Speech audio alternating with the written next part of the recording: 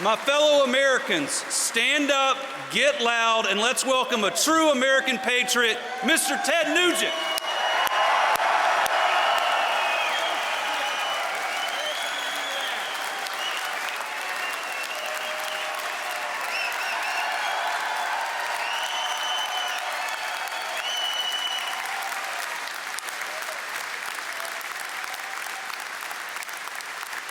Stay there, I have a guitar and I'm going to use it.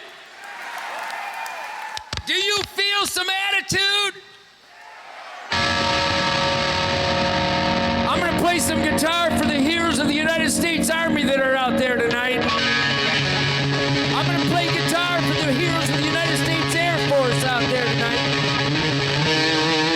I'm going to play some guitar for the heroes of the United States Navy out there tonight.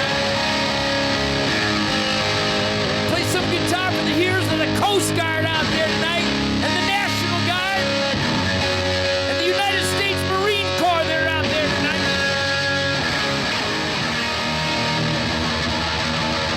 I feel better right now than I've ever felt before. 2011. Time to raise some damn hell, America.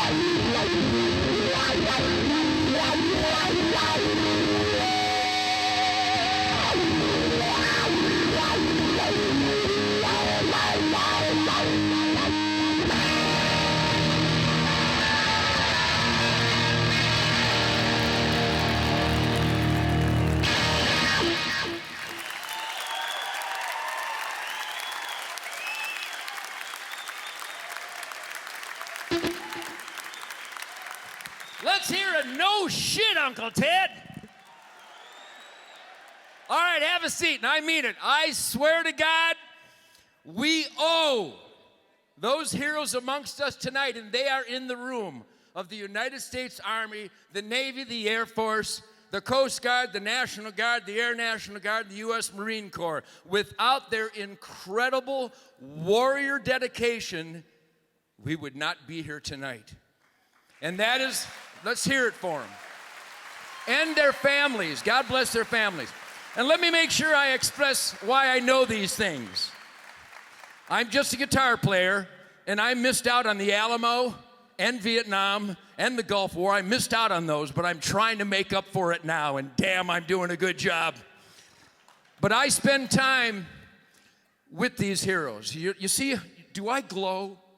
Do I glow a little too much for a white guy from Detroit? Because I'm not white, and I live in Texas. Okay. I glow, and I am driven. I am absolutely inspired beyond your wildest dreams, because I get to share campfires with the heroes that have sacrificed their legs and their arms and their skin and their eyes. Guys that can't talk. Guys that took a bullet for us, who will forever be paralyzed. And when I share campfires, and I do it all the time, how dare we? How dare we not use the freedom that they provided by getting blown to smithereens? How dare we not use that freedom to say thank you and to show appreciation for the unique American experiment in self-government that they provided with blood and guts and tears? That's why I still believe. And I figured that out all by myself. I did not get a government grant. I do not have a safety net. I have a song called I Still Believe. I have a band that sings I Still Believe. I have a tour called I Still Believe. I have a throbbing, throttling heartbeat that screams I Still Believe.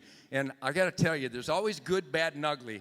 But here in Pittsburgh at the NRA 140th, I can hardly find any bad and ugly at all. It's all good. God bless. God bless the NRA. But what my battle cry pivots upon, what I celebrate every day of my backstrap-infested life, is that the good still outweighs the bad and the ugly. I believe that. I believe that the average American is sitting here today, the same shit kickers that come to my camp on opening day, the same guys that clean their guns and shoot their guns and do the benefits for the United States military, and every time a charity is called out for help, all my blood brothers just give and give and give.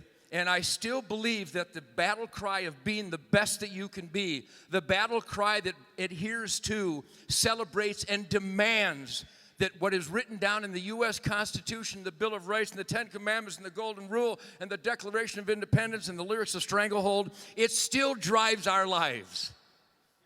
I still believe that you are driven to get up early in the morning and be an asset to your family. That you got to be productive. I mean, does anybody here not have an alarm clock? So the good that I'm celebrating at the NRA Annual 140th is that if ever there was a group of people, if ever there was a special breed of warriors for the American dream, they're sitting here right now.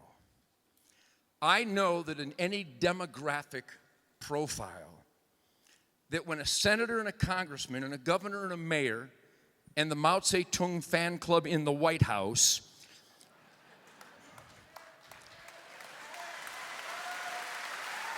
you think I'm making that up? You know I'm not making that up. We'll talk about that later because I don't want to get sick to my stomach this early in the presentation. But I know when elected officials are employees, let's make sure, and I know the majority of you know that, but I know there's some out there that don't know it powerfully enough yet. When a senator, a congressman, a state rep, a mayor, a governor, an elected official our employees, those that work for We the People, when they hear from We the People, I'll bet you 9 out of 10 times it's an NRA member. And for that, I salute you all. Those who are actually participating, thank you. But I'm going to hump that for a minute because that is the life and death charge of America today. Life and death. Not convenient over less convenient. The life and death of this country is literally in the hands of We the People. And because so many Americans bent over and actually have a list of jobs that Americans are not willing to do. There's a list of jobs that someone's not willing to do? Really? What's on that list? You look like bright people. You look like well-groomed people. You got personal hygiene all figured out. I trust all of you. I defy any of you to give me a list of a job my sons, my daughters, my buddies, I defy anybody to give me a list of jobs I'm not willing to do. Because the Chinese are willing to do them. The invaders are willing to do them. And they're kicking our ass. That's weird. It's embarrassing. You notice how I mentioned the good, the bad, and the ugly, and I was celebrating the good there for a moment? I'm starting to get into the bad and the ugly now. This stuff pisses me off. I salute the activists amongst you. God bless you. But there ain't enough of you. And even you ass kickers out there that write and call and email your elected officials, thank you. And I'm talking to me and my buddies now too. We ain't doing enough yet because we haven't raised enough hell yet. And I got to tell you, somebody write this down. Actually, I think they're recording this. Give a copy of this to everyone.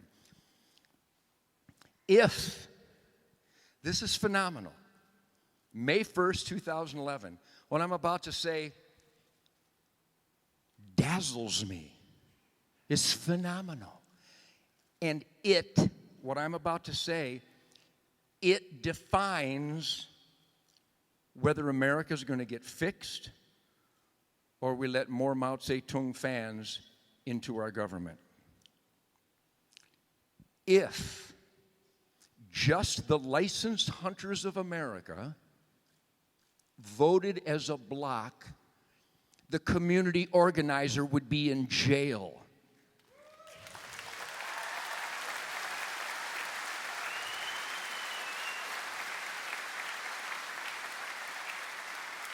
Eric Holder would face a firing squad.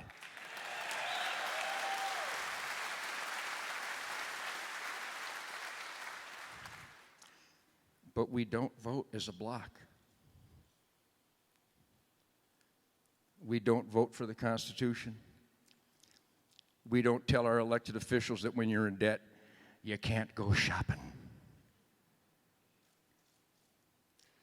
Somebody hasn't impressed upon our elected officials that if you're not producing something, you're bending over for the Chinese. And I'm going to give it to you as hard as I can. I'm going to give it to you like you're my family, because you are my family. And you can't get out of it. Nah. Because I will track you down and spank you. My sons, my daughters, my wife Shemaine, my brothers and my sisters, here's how we talk. Unemployment? Kiss my ass. Get a job.